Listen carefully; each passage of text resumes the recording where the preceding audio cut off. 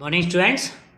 तो आज की वीडियो में हम लोग डिस्कस करेंगे सीबीएसई बोर्ड का केमिस्ट्री 12th का जो केमिस्ट्री का पेपर हुआ है सेट नंबर 56 टू फर्स्ट के बारे में। उसका फर्स्ट क्वेश्चन है बेटा, the conversion of an aryl halide into alkene by alcoholic KOH is classified as. तो इसके ऑप्शन दिए हुए हैं substitution reaction and addition reaction, dehydrohalogenation and the. तो इसका क्वेश्चन नंबर फर्स्ट का जो आंसर होगा बेटा वो होगा ए, मतलब सब्स्टिट्यूशन रिएक्शन। तो इसका आंसर क्या हो गया? Substitution reaction. इसके बाद में सेकंड क्वेश्चन की अगर बात करें, the oxidation state of Fe in FeCO5। FeCO whole 5 में आपको क्या निकालना है बेटा? ऑक्सीडेशन स्टेट निकालना है किसका? Fe का। तो आपको पता है कार्बन मोनो जो है आपके पास में, ये क्या होता है आपके पास में इसके पास में जो चार्ज होता है कितना होता है? 0 होता है। 0 चार्ज होने की वजह से Fe पर जो चार्ज होगा वो कितना हो जाएगा? 0। तो इसका ऑप्शन दिए हुए थे +2, +3, 0 एंड +5।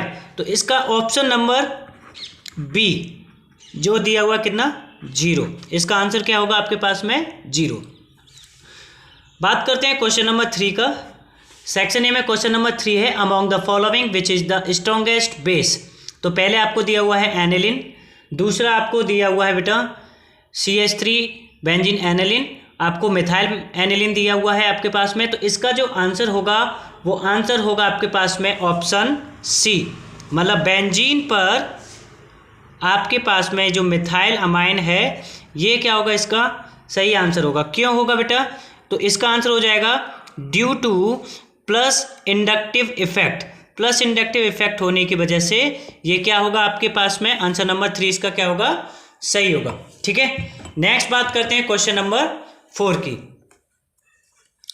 क्वेश्चन नंबर 4 की अगर बात करें तो क्वेश्चन नंबर 4 है आपके पास में, the slope in the plot of natural log of R reactant versus time of a first order reaction is plus, क्या होगा इसका स्लोप? तो ऑप्शन दिए +k/2.303, ऑप्शन बी है -k, ऑप्शन सी है -k/203, ऑप्शन डी है आपके पास में +k। तो इसका ऑप्शन होगा ऑप्शन सी। इसका भी बेटा कौन सा था? सी। क्वेश्चन 4 का भी ऑप्शन क्या होगा? सी, जो कि होगा आपके पास में -k/2.303। नेक्स्ट अगर बात करें क्वेश्चन नंबर 5 की, क्वेश्चन नंबर 5 है, the alpha helix is a structural features of. तो अल्फा हेलिक्स जो स्ट्रक्चर बनाते हैं वो बनाते हैं आपके पॉलीपेप्टाइड्स। तो इस क्वेश्चन का आपका आंसर हो जाएगा ऑप्शन बी। पहला दिया था सुक्रोज, दूसरा था पॉलीपेप्टाइड, तीसरा है nucleotides and the fourth one is starch. तो इसका आंसर होगा बी। बी पर क्या दिया हुआ है आपके पास में? पॉलीपेप्टाइड्स। क्वेश्चन नंबर 6 की अगर बात की जाए बेटा, तो क्वेश्चन नंबर 6 है आपका, रेशमाइजेशन ऑकर्स इन। तो आपने पढ़ा, अगर केमिस्ट्री में पढ़ा होगा तो रेशमाइजेशन जो आपको शो कराता है बेटा वो SN1 रिएक्शन कराता है। तो इसका आंसर हो जाएगा ए, SN1 रिएक्शन। कौन सा दिखाएगा बेटा? SN1 रिएक्शन दिखाएगा। क्वेश्चन नंबर 7 की अगर बात करें तो क्वेश्चन नंबर 7 ये कहता है, value of Henry constant KH। Option दिए हैं increase with decrease in temperature, B है decrease with increase in temperature and the C is increase with increase in temperature and the remain constant. तो इसका option होगा सी कि temperature बढ़ने से आपके पास में जो हेनरी कांस्टेंट की वैल्यू है, KH की वैल्यू है, वो भी क्या करती है? इंक्रीज करती है। तो क्वेश्चन नंबर 7 का जो ऑप्शन आपका ऑप्शन सही है वो है ऑप्शन सी। क्वेश्चन नंबर 8 की बात करें बेटा, तो क्वेश्चन नंबर 8 में क्वेश्चन बोलता है आपसे, which of the following solutions of KCl will have the highest value of molar conductivity.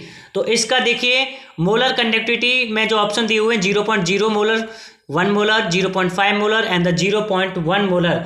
तो इसका आंसर होगा आपका ऑप्शन ए, 0.01 मोलर, क्योंकि आपकी जो कंडक्टिविटी जिसको कप्पा से डिनोट किया जाता है वो डायरेक्टली प्रोपोर्शनल होती है आपके किसके?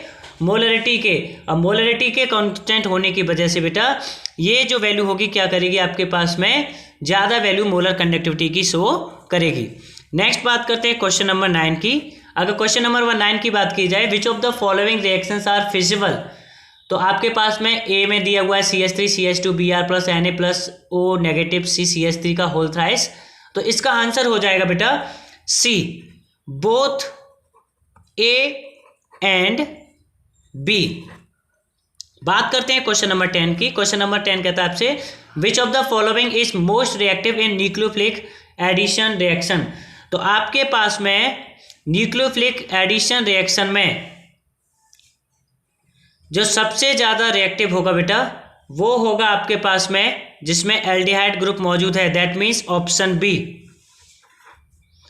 CH3CHO ethanol.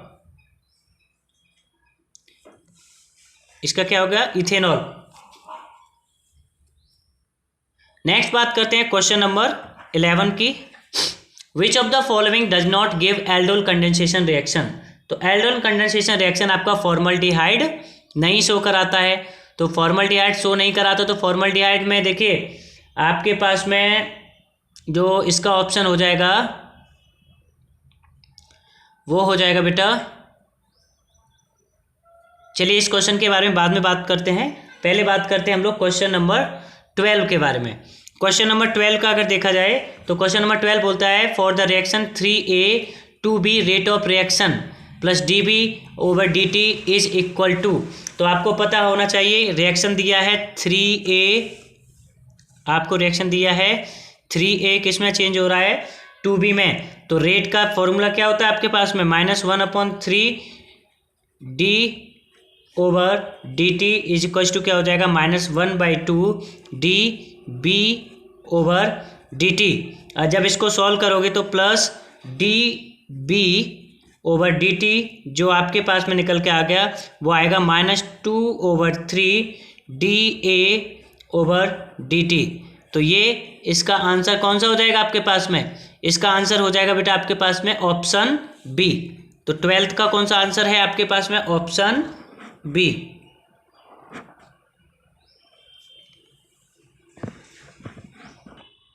नेक्स्ट बात करते हैं क्वेश्चन नंबर 13 के। क्वेश्चन नंबर 13 बोलता है which of the following characteristic of transition metals is associated with their catalytic activity. Option दिए हैं paramagnetic nature, colour of hydrated ions, high enthalpy of atomization and the variable oxidation state. तो question number 13 का जो answer होगा बेटा वो होगा आपके पास में ऑप्शन डी, मतलब उसके पास में क्या होता है वेरिएबल ऑक्सीडेशन स्टेट होती हैं। वेरिएबल ऑक्सीडेशन स्टेट होने की वजह से वो क्या करेगा आपके पास में कैटालाइटिक एक्टिविटी को शो करेगा। नेक्स्ट अगर हम लोग बात करते हैं क्वेश्चन नंबर 14 का, तो क्वेश्चन नंबर 14 में देखिए formula of the complex dichloroethane 1,2-डाइमन प्लेटिनम 4 नाइट्रेट इज।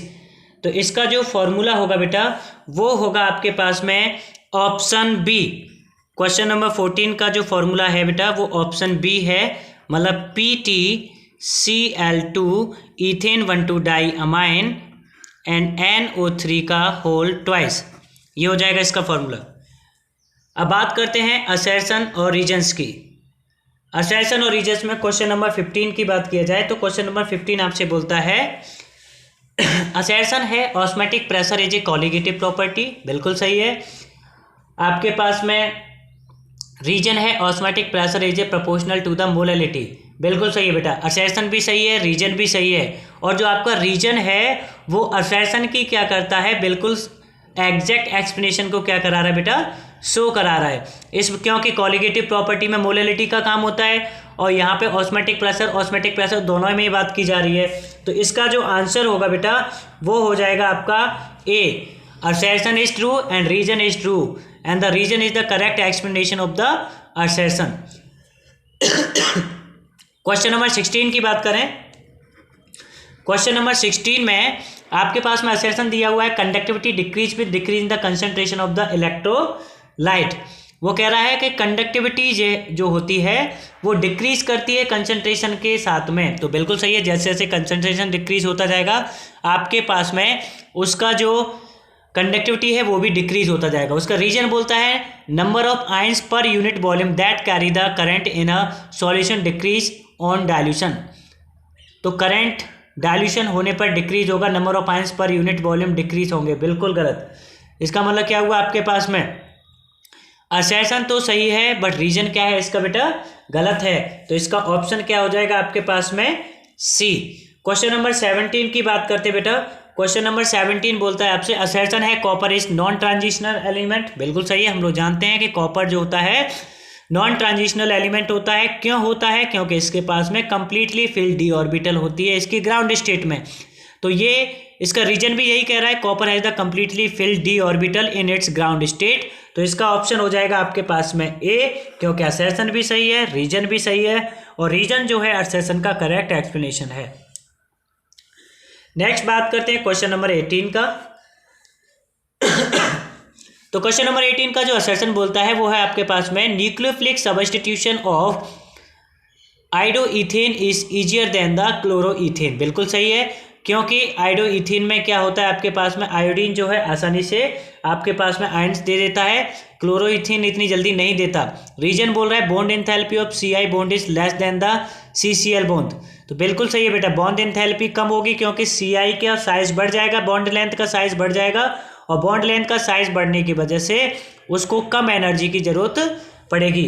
तो इसका ऑप्शन क्या होगा आपके पास में, ऑप्शन ए, क्योंकि ये दोनों ही केसेस में बात कर रहा है किसके बारे में, कार्बन आपके आयोडीन और क्लोरीन के बारे में। तो ये दोनों ही क्या होंगे आपके पास में सही है, और रीजन जो है असर्शन का एकदम एग्जैक्ट एक्सप्लेनेशन है। नेक्स्ट अगर बात करते हैं हम लोग क्वेश्चन नंबर 20 की, तो पूछ रहा है give reasons mercury cells are delivers a constant potential during its life time. तो आपको लिख देना है कि जो क्वेश्चन नंबर 20 है वो बोल रहा है कि मरकरी सेल्स जो होती हैं अपने लाइफ टाइम पर कांस्टेंट पोटेंशियल रखती हैं। तो उसका रीजन हो जाएगा बेटा, because mercury do not involve any ion in the solution whose concentration change during its life period. मतलब उनके अंदर जो उनकी रिएक्शंस होती हैं उनमें आयंस नहीं होते हैं, आयंस नहीं होने की वजह से वो अपने कंसंट्रेशन को पूरे लाइफ पीरियड में क्या करते रहते हैं, चेंज करते रहते हैं। इस वजह से वो क्या करते हैं बेटा, सेम पोटेंशियल प्रोवाइड कराते हैं। तो इसमें लिख देना है due to absence of ions and same concentration, किसकी वजह से, सेम कंसंट्रेशन की वजह से। नेक्स्ट बात करते हैं क्वेश्चन नंबर 20 का बी पार्ट। ये ए पार्ट हुआ, इसी का जो बी है सेकंड क्वेश्चन है वो बोलता है in the experiment determine the electrolytic conduction direct current is not used. मतलब हम लोग क्या करते हैं, जब भी इलेक्ट्रोलाइटिक कंडक्टेंस कराते हैं तो उसमें AC का यूज़ करते हैं जबकि DC करंट का यूज़ नहीं करते। तो उसका आंसर क्या हो जाएगा कि AC करंट जो होता है बेटा उसका यूज इलेक्ट्रोलाइसिस को प्रिवेंट करने के लिए यूज किया जाता है। तो लिख देंगे इसका due to prevention of electrolysis we use AC current despite of DC current. DC current की अपेक्षा हम लोग किसका यूज करते हैं, इसका जो और वाला पार्ट है, जो बी पार्ट है, ये तो इसका फर्स्ट हो गया, फर्स्ट पार्ट का ये सेकंड हो गया। इसका जो बी पार्ट है और में जो दे रखा है आपके पास में, वो क्वेश्चन है आपके पास में, ये कहता है define fuel cells with a example. आपको फ्यूल सेल को एक्सप्लेन कर देना है। What advantage do the fuel cells have over primary and the secondary batteries. तो इसमें आपको लिख लेना है fuel cells runs continuously as long as reactant are supplied to it. जैसे जैसे आप फ्यूल सेल में क्या करोगे बेटा, रिएक्टेंट प्रोवाइड कराते जाओगे तो वो क्या होती रहेंगी, कंटिन्यूसली वर्क करती रहेंगी, ठीक है ना। इस वजह से हम लोग प्राइमरी और सेकेंडरी की कंपैरिजन में फ्यूल सेल को क्या करते हैं, यूज करते हैं। नेक्स्ट बात करते हैं क्वेश्चन नंबर 21 का। क्वेश्चन नंबर 21 में देखिए बोलता है आपसे the conversion of A molecule A to B follow second order kinetics. If the concentration of A increase to 3 times, how will it affect the rate of the formation of B? तो देखिए second over kinetics है, second है तो क्या होगा, second order kinetics होने की वजह से ए का कंसंट्रेशन कितने टाइम बढ़ जाएगा, 9 टाइम्स बढ़ जाएगा आपका। कितना टाइम बढ़ गया, 9 टाइम्स बढ़ गया। तो बी का कंसंट्रेशन क्या हो जाएगा, उसका रिवर्स हो जाएगा, मतलब कितना हो जाएगा 1/9 टाइम्स। इसी तरीके से देखिए इसका जो बी पार्ट है उसमें पूछा गया है pseudo first order reactions with an example. तो स्यूडो फर्स्ट ऑर्डर रिएक्शंस क्या होती हैं, pseudo first order reactions are the bimolecular but appears to be first order reaction. मतलब ये वो रिएक्शंस हैं जो बाई मॉलिक्यूलर होती हैं बट देखने में कैसी फील होती हैं, आपको फर्स्ट ऑर्डर रिएक्शन लगती हैं, ठीक है ना। तो इसका एग्जाम्पल देखिए, एग्जाम्पल क्या हो जाएगा आपके पास में, आप इसका कोई सा भी एग्जाम्पल लिख लीजिए। जैसे क्वेश्चन नंबर 22 बोला गया है write the IUPAC name of the following. तो फर्स्ट में देखिए आपके पास में दिया हुआ है CO अमाइन कपेंटा ONO2 पॉजिटिव। तो इसका जो नेम हो जाएगा बेटा वो हो जाएगा आपके पास में पेंटा अमाइन नाइट्रो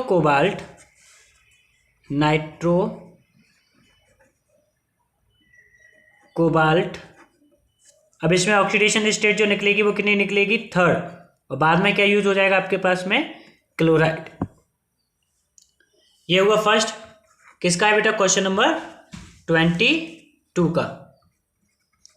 सेकंड वाले का देखिए क्या है आपके पास में, सेकंड जो दिया हुआ है आपको वो दिया है K2NiCl4। इसका जो नेम हो जाएगा बेटा वो हो जाएगा आपके पास में पोटेशियम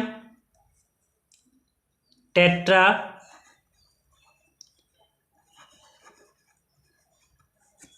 क्लोरो निकलेट। इसमें जो ऑक्सीडेशन स्टेट होगी वो कितनी होगी आपके पास में, +2 होगी। इसका बेटा और वाला पार्ट जो दिया हुआ है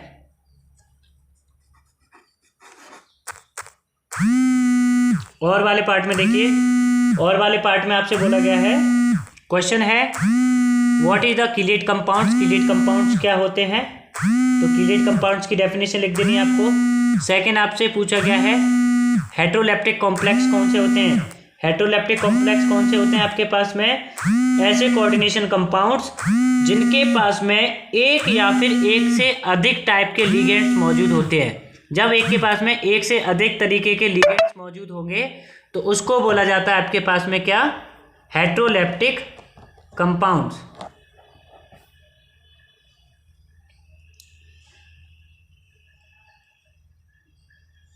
नेक्स्ट बात करते हैं, नेक्स्ट में आपसे पूछा गया है क्वेश्चन नंबर 23 में कि write the chemical equation for the Reimer Tiemann reaction. तो रीमर-टीमन रिएक्शन में क्या होता है आपके पास में, रीमर-टीमन रिएक्शन में जब फिनॉल को, किसको बेटा, फिनॉल को आप किसकी प्रेजेंस में, मीथेन ट्राइक्लोराइड की प्रेजेंस में या फिर 3KOH की प्रेजेंस में कराते हो तो आपके पास में बन जाता है क्या, सैलिसाइलिक एसिड। इधर OH लगेगा, इधर लग जाएगा COOH, तो ये सैलिसाइलिक एसिड बन जाएगा आपके पास में, ठीक है। इसका जो दूसरा है पार्ट बेटा उसमें पूछा गया है आपके पास में ये है एसिटाइलेशन ऑफ सैलिसाइलिक एसिड। इसी सैलिसाइलिक एसिड को आपको क्या करना है इसका,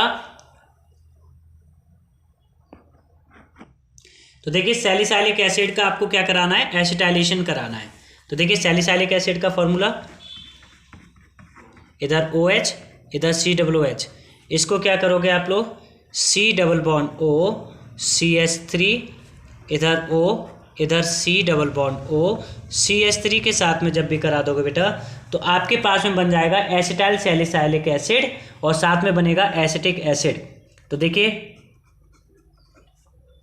C double bond O OH, इधर नीचे आपके पास में आ जाएगा O C double bond O CH3, साथ में आपके पास में बन जाएगा एसिटिक एसिड CH3 COOH। तो इसका नेम क्या होगा, एसिटाइल सैलिक एसिटाइलिक एसिड, इसका हो जाएगा एसिटिक एसिड। ठीक है, ये हो गया इसका बी पार्ट।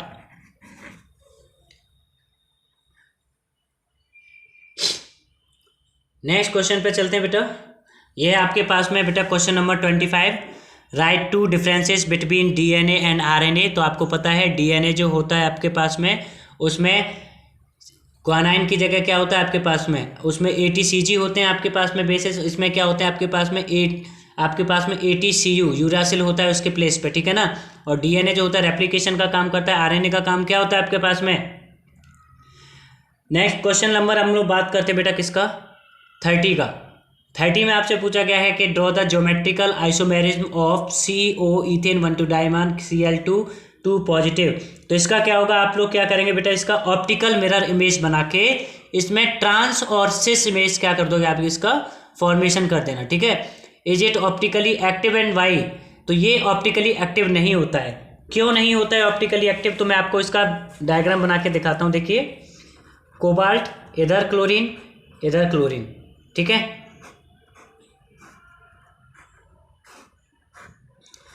इधर लगा दिया आपने इथेन 1 2 डाइमाइन बाई अमाइन, ये भी इथेन 1 2 डाइमाइन है। इसका मिरर इमेज बनाओगे तो बेटा सेम मिरर इमेज आएगा आपके पास में।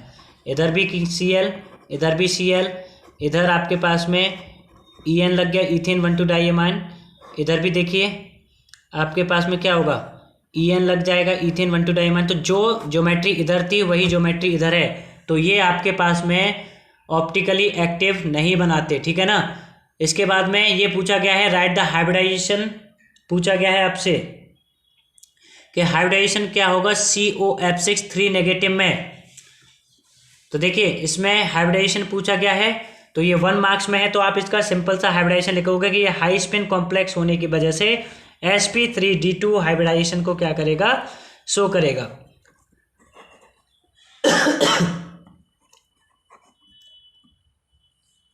साथ में ये बोल रहा है आपके पास में, और इसका मैग्नेटिक बिहेवियर, तो इसमें बेटा 4 अनपेयर्ड इलेक्ट्रॉन्स होते हैं। 4 अनपेयर्ड क्या होते हैं इसके पास में, अनपेयर्ड इलेक्ट्रॉन्स होते हैं। और अनपेयर्ड इलेक्ट्रॉन्स होने की वजह से इसका नेचर कैसा होगा, पैरामैग्नेटिक होगा।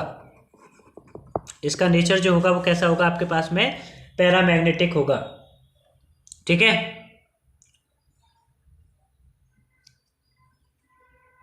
नेक्स्ट क्वेश्चन नंबर हम लोग 31 की बात करते हैं। 31 में पूछा गया है, ये आपका अनसीन पैसेज टाइप क्वेश्चन है। इसका ए पार्ट में पूछा गया है, 31 के ए पार्ट में आपसे पूछा गया है write the name of the product when the aldehyde reacts with the excess alcohol in the presence of dry HCl। Dry HCl की प्रेजेंस में जब आपके पास में क्या होगा, एल्डिहाइड रिएक्ट करता है किससे, अल्कोहल से, तो क्या मिलेगा आपके पास में।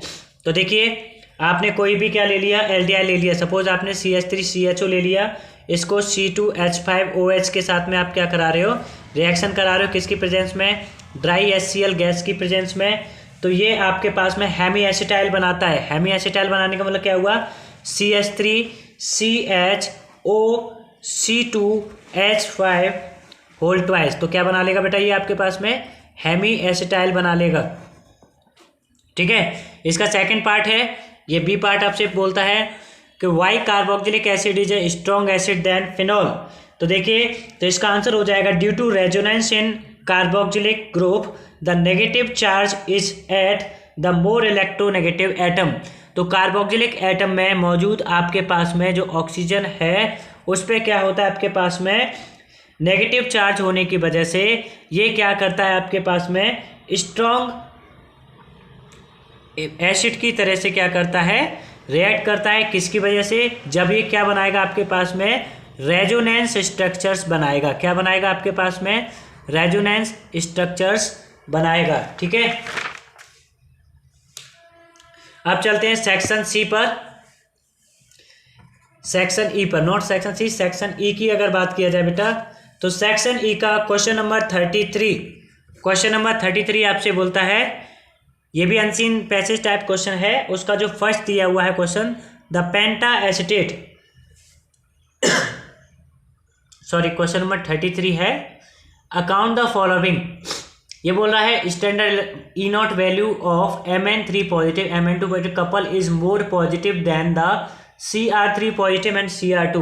तो आपको लिख देना है आपको इसको बेटा कि Mn3 पॉजिटिव में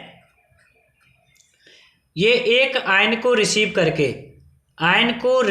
करके क्या करता है, हाफ फिल्ड हो जाती है इसकी सेल। कैसी हो जाती है? हाफ फिल्ड हो जाती है, जो कि क्या होती है, हाईली स्टेबल होती है। कैसी होती है? Highly stable. जबकि आपके पास में Fe3 पॉजिटिव में डी सेल जो होती है ऑलरेडी हाफ फिल्ड होती है। कैसी होती है? ऑलरेडी हाफ फिल्ड होती है, और हाफ फिल्ड होने की वजह से ये कोई भी एक्स्ट्रा इलेक्ट्रॉन रिसीव नहीं करता है। ठीक है ना। नेक्स्ट देखिए, इसी का सेकंड पार्ट है scandium 3 positive is colourless where titanium 3 positive coloured in the aqueous. तो देखिए कलरलेस है, स्कैंडियम 3 पॉजिटिव जो है कलरलेस है। क्यों कलरलेस है? अगर इसका आउटर इलेक्ट्रॉनिक कॉन्फ़िगरेशन किया जाए, तो इसका आउटर इलेक्ट्रॉनिक कॉन्फ़िगरेशन होता है 3d0 4s0। मतलब इसके पास में 3d सेल में और 4s सेल में कोई भी इलेक्ट्रॉन नहीं है। इलेक्ट्रॉन ना होने की वजह से ये क्या करता है, कलरलेस होता है। जबकि आपके पास में 3 पॉजिटिव में इसका जो आउटर कॉन्फ़िगरेशन होता है वो होता है 3d1 4s0। इस पे एक इलेक्ट्रॉन होने की वजह से ये क्या करता है, कलर कॉम्प्लेक्स बनाता है। क्या बनाता है ये आपके पास में? कलर कॉम्प्लेक्स बनाता है। इसका थर्ड पार्ट की बात किया जाए बेटा, थर्ड पार्ट है actinoid show wide range of oxidation state. तो इसकी wide number of oxidation state की अगर बात किया जाए तो इसका थर्ड पार्ट में आपको सिंपल सा क्या लिख देना है कि due to comparable energy of 5f 5f 60 and 7s 5f 6d and 7s orbitals की जो एनर्जी होती है वो ऑलमोस्ट क्या होती है आपके पास में, सेम होती है। इस वजह से वो क्या करता है बेटा, आपके पास में variable range of oxidation state show करता है।